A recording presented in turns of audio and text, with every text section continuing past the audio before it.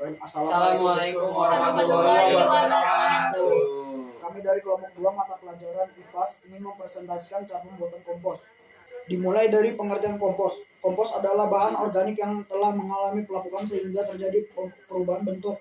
Kompos juga dapat diartikan sebagai hasil penguraian parsial atau tidak lengkap dari campuran bahan organik yang dapat dipercepat penguraian oleh populasi berbagai macam mikroba dalam kondisi lingkungan yang hangat, lembab, dan aerobik dan anaerobik.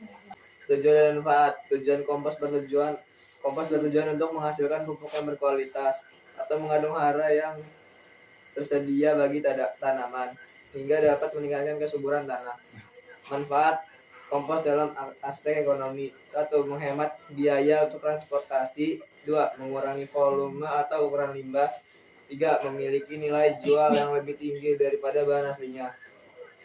Manfaat kompos dari aspek lingkungan: 1. Mengurangi polusi udara karena pembakaran limbah dan pelepasan gas metana dari sampah organik yang membusuk akibat bakteri metanogen di tempat pembuangan sampah.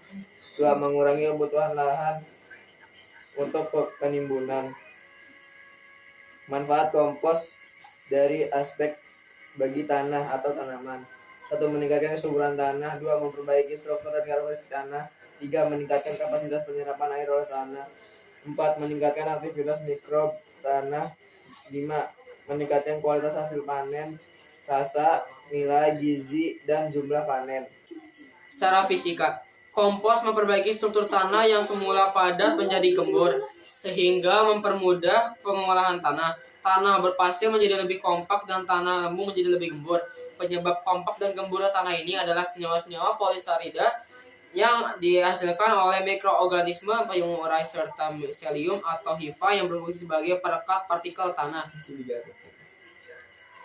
Dengan struktur tanah yang baik ini berarti difusi O2 atau aerasi akan lebih baik sehingga proses fisiologis di akar akan lancar.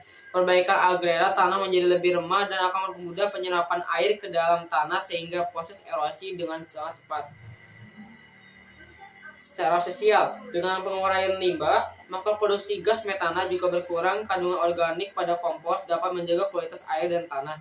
Kompos akan memberikan kandungan organik pada struktur tanah dan mempertahankan kandungan air dalam tanah sehingga tanaman tidak perlu terlalu sering siram intinya. Dengan menggunakan kompos dapat meningkatkan nilai efisiensi dan ramah lingkungan. Bahan dan alat: 1. Sampah organik. 2. Pupuk kandang. 3. Larutan gula. 4. IM4. 5. Wadah penampung dan penutup. Dan yang keenam, tanah. Cara kerja kompos. Kompos juga berguna untuk meningkatkan daya ikat tanah terhadap air hingga dapat menyimpan air tanah lebih lama.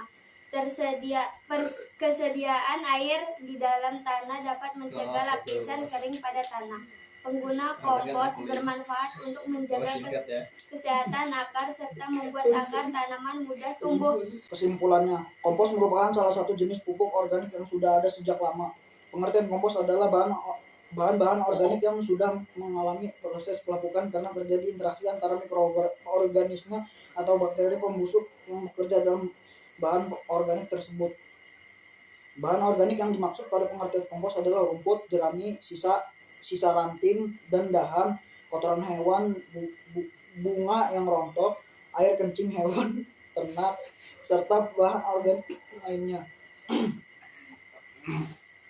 Semua bahan organik tersebut akan mengalami pelapukan yang diakibatkan oleh mikroorganisme yang tumbuh subur. Mikroorganisme yang tumbuh subur pada lingkungan lembab dan basah. Sekian dari kelompok 2 mata pelajaran IPAS. Sekian dari kami. Wassalamualaikum warahmatullahi wabarakatuh.